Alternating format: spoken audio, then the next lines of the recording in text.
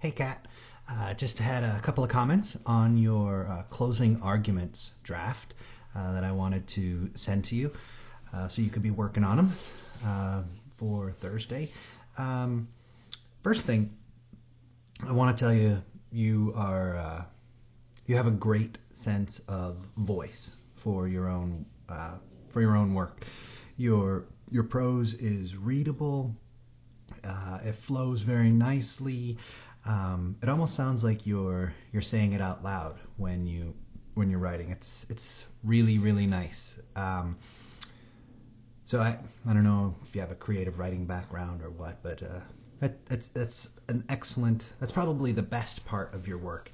And you also can write with real clarity. I'm never really at a loss throughout your paper to figure out what it is that you're trying to say.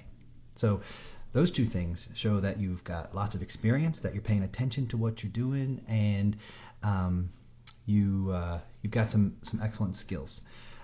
In terms of some of the stuff I'm trying to get you guys to work on in class, there's a couple things that aren't quite in here yet. Let's see. For instance, you got to take a closer look at your APA documentation style. I don't really see very much going on in here.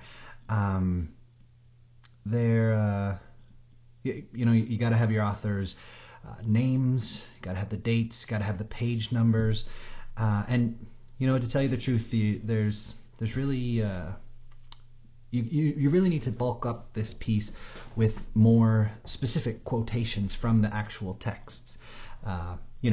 Give us specific words, phrases that the authors have in their articles that you are trying to deal with and respond. And I'm going to have you watch a mini tutorial about that kind of thing. So that shouldn't be a big deal. And you want to have a little bit more interaction with your sources, a little more back and forth. The author says this, let me explain that to you. Here's what I think about that. And then I'm going to connect that back to what's going on in the text. So a little bit more of that. But right now I see that you're sort of floating above the text. You mention like an idea that's in the text, and then you respond to that general idea, and that's good, but you got to bring that down a level and say, there's this idea, and here it is right here. This is exactly where they say it. And if you look at the language that they're using right there, that's really important, and then you borrow some of that language for yourself to explain to us what your own position is regarding that same idea, whether you agree or disagree. So a couple other specific things I have in here. Like here, the paragraph that starts, I also find while reading this article. Good job using the present tense. But this is exactly the spot where you need a quotation so that you can help us understand the specifics, the language, the exact idea that the author is trying to use. Let's see, up here. And here, this is where you sort of have a quotation, you drop it in there. But you move too quickly away from it.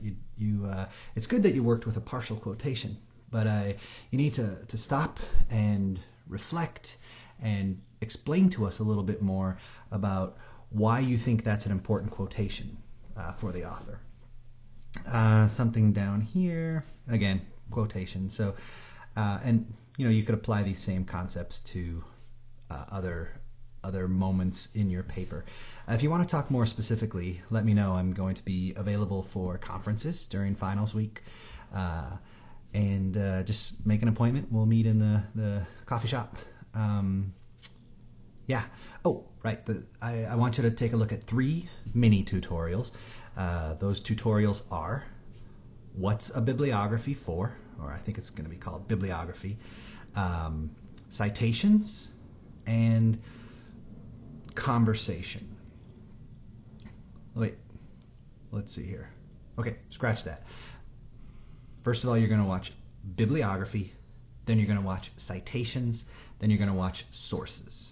Those are the three that I'm going to have you look at. And when you watch those, I want you to keep your own text in mind and say to yourself, okay, Truman assigned these to me because these pertain directly to my text, so I can improve my text in these exact ways. So keep those in mind as you're thinking about this revision. I look forward to reading it. And if you have any other questions, just let me know. Thanks.